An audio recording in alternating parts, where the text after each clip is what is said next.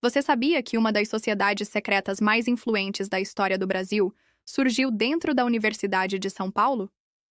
Neste vídeo, revelamos os segredos da Burschenschaft Paulista, fundada nos anos de 1830 por um alemão, na tradicional Faculdade de Direito do Largo de São Francisco, em São Paulo. Conheça as origens dessa misteriosa organização que influenciou profundamente a política brasileira e moldou gerações de líderes. Traçamos um paralelo com sociedades secretas internacionais, mostrando como movimentos similares surgiram em universidades de elite ao redor do mundo, no mesmo período. Prepare-se para uma viagem pela história oculta do Brasil. A Bucha, também conhecida como Burschenschaft Paulista, ou simplesmente BP, é uma das sociedades secretas mais poderosas e obscuras da história do Brasil, incrustada na mais tradicional escola jurídica do país, a Faculdade de Direito do Largo de São Francisco, da Universidade de São Paulo, USP. Fundada por Júlio Frank, em 1830 ou 1834, segundo algumas fontes, a Bucha representa uma ramificação de ideais liberais, iluministas e maçônicos, influenciando não apenas o ambiente acadêmico, mas moldando toda a política nacional por décadas. Para contextualizar, a Bucha faz um paralelo às sociedades secretas, criadas dentro das grandes e tradicionais universidades, como a de Oxford, Harvard e a famosa Skull and Bones, ou Caveira e Ossos, criada em 1832 na Universidade de Yale, nos Estados Unidos. Não é coincidência que as duas surgissem quase simultaneamente. Ambas emergiram em um período de efervescência liberal e anti-absolutista. Muitos membros que ocuparam cargos de poder, como presidentes americanos, pertencem ou pertenceram à Skull and Bones, assim como diversos presidentes brasileiros pertenciam à Bucha. Júlio Frank. Johann Julius Gottfried Ludwig Frank, nascido em 1808, na cidade de Gotha, Alemanha, e não 1809, como erroneamente inscrito em seu túmulo, era filho de um encadernador da corte, tendo assim contato com muitos livros, dos mais diversos temas e, dentre os seus tutores, estava Adam Weishaupt, fundador da Ordem dos Illuminati da Bavária. Júlio estudou na Universidade de Göttingen, mas não chegou a se formar. Abandonou o curso para vir ao Brasil. Frank tinha 20 anos quando aqui chegou, em 1828, logo após a criação da Escola do Largo São Francisco e a abdicação de Dom Pedro I. Trouxe consigo ideais ocultistas, iluministas e liberais, possivelmente com a missão de fundar sociedades secretas em universidades, a fim de promover uma nova era, alinhado a correntes europeias que suscitaram dogmas como a teoria da evolução, a base do ateísmo moderno e da nova religião chamada ciência. Inicialmente, estabeleceu-se em colônias alemãs, como a Real Fábrica de Ferro São João do Ipanema, atual Iperó, mudando-se depois para Sorocaba, onde atuou como caixeiro e professor particular. Protegido pelo político liberal Rafael Tobias de Aguiar, mudou-se para São Paulo e, em 1834, foi contratado como professor de História e Geografia no curso anexo da Academia de Direito, Faculdade de Direito do Largo de São Francisco. Fundada em 11 de agosto de 1827, bem antes da criação da USP, com forte influência francesa e seus ideais iluministas, serviu como berço perfeito para a Bucha. Localizada no Largo de São Francisco, no centro da cidade de São Paulo, até 1929, ocupou o prédio do Convento de São Francisco. Na década de 1930, porém, mantendo o mesmo endereço, o antigo prédio foi demolido, dando lugar à construção conhecida até os dias atuais.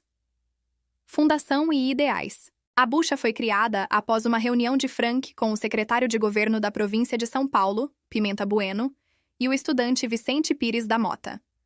A ideia era formar dentro da Academia de Direito uma associação similar à das instituições acadêmicas alemãs, as chamadas confrarias de camaradas, ou Burschenschaften. Segundo o escritor Luiz Gonzaga da Rocha, a Bucha tinha por objetivo a filantropia e ainda ressaltar a função social do advogado no seio da sociedade paulistana e brasileira, por extensão. Apenas 20 alunos por ano eram admitidos, escolhidos a dedo por sua firmeza de caráter. Inicialmente, a sociedade auxiliava estudantes carentes de forma velada, promovendo valores como filantropia, amor à liberdade e dedicação aos estudos. Com o tempo, evoluiu para uma estrutura hierárquica. Dentro da faculdade, essa estrutura dividia-se em catecúmenos, crentes e 12 apóstolos. Após a conclusão do curso, em chefes supremos e o Conselho dos Divinos, ou Conselho dos Invisíveis. Dentre os rituais, estava a passagem de uma chave simbólica em festas anuais, com presença de autoridades como presidentes da República, ministros e juízes, com a cobertura do jornal O Estado de São Paulo, que mais à frente entenderemos a razão de sua participação. Símbolos maçônicos e ocultistas marcam a presença da bucha nas dependências da faculdade.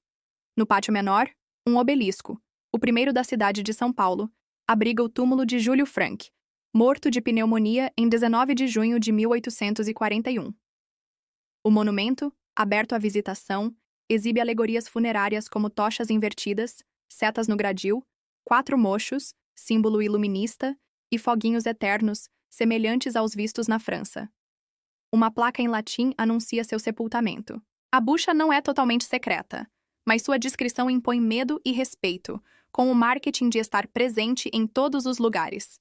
Ela se ramificou para outras faculdades de direito, como a de Recife, influenciando a Tugendbund, ou União e Virtude, e instituições co-irmãs na USP, como a Jungenschaft no curso de Medicina, a Landsmannschaft na Politécnica e a Sparta, na Faculdade de Filosofia, Letras e Ciências Humanas, FFLCH.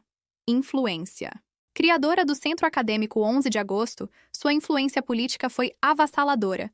Com o tempo, a sociedade ultrapassou os muros da academia e passou a permear, infiltrar a política nacional, envolvendo toda a estrutura burocrática do país. Os alunos já formados que pertenciam à bucha e ocupavam posições nos poderes, favoreciam outros membros, distribuindo-lhes cargos governamentais. Os bucheiros Américo Brasiliense, Saldanha Marinho e Santos Werneck integraram a Comissão dos Cinco, encarregada do primeiro projeto da Constituição Republicana, após a queda do Império, em 1889. Embora os ideais liberais fossem o alicerce para a criação da bucha, inspirando o abolicionismo e a luta pela instauração da República, à medida que seus integrantes passavam a pertencer ao establishment, tornavam-se conservadores, defendendo a monarquia e a escravidão.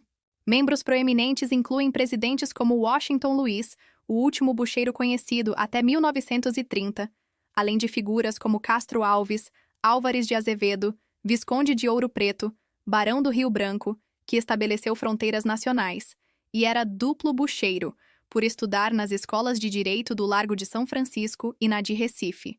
José Carlos Macedo Soares, ex-ministro de Relações Exteriores do Brasil, e Júlio de Mesquita Filho, criador da USP e filho do dono do jornal, o Estado de São Paulo, Estadão, também integraram a bucha. Durante a República Velha, acreditava-se que nenhum ministro, juiz ou candidato à presidência assumisse, sem aprovação do Conselho dos Divinos. A bucha atuou na criação da Liga Nacionalista em 1917, inspirada em Olavo Bilac. Presidentes que, como Getúlio Vargas, não se alinharam enfrentaram oposição. Em contraste, Fernando Henrique Cardoso, que pertenceu à Sparta, sociedade co-irmã da bucha, governou 2 mandatos 1995-2003 de forma tranquila, estável e com sucesso. A influência da bucha reflete um projeto de 2 cabeças, simbolizado pela estátua romana da águia bicéfala. Independe de ideologia, direita ou esquerda, republicanos ou democratas, capitalismo ou liberalismo, a finalidade é a de sempre se manter no poder, qualquer seja o cenário. Curiosidade: a plataforma de internet da USP é chamada de Janus, o deus romano de 2 faces. Será apenas uma coincidência? Seu fim? Diz-se que alguns fatos teriam concorrido para a extinção da bucha, tais como a proibição da Liga Nacionalista, por Arthur Bernardes, após o tenentismo de 1924. Divisões internas que transformaram o Centro Acadêmico 11 de Agosto, com chapas bucheiras trocando favores por votos, e a Revolução de 1930, mas nada indica que a bucha foi de fato abolida. Ela pode, muito bem, permanecer ainda hoje, invisível, moldando os bastidores político e da sociedade. A exemplo do que disse Carlos Lacerda ao acessar documentos da sociedade. Ou se tem o mínimo de documentação ou não adianta contar, porque vão pensar que é um romance. Essa sociedade deixa um cheirinho podre nas universidades tradicionais, questionando hierarquias e influências ocultas, que vão além da qualidade acadêmica. Agora é a sua vez. Comente aqui. Você já tinha ouvido falar da bucha? O que acha dessas sociedades secretas em universidades? Me diz se você conhece outra. Inscreva-se no canal para mais vídeos sobre história, política e segredos não contados. Compartilha esse vídeo com aquela pessoa que gosta desse tema e deixa o seu like.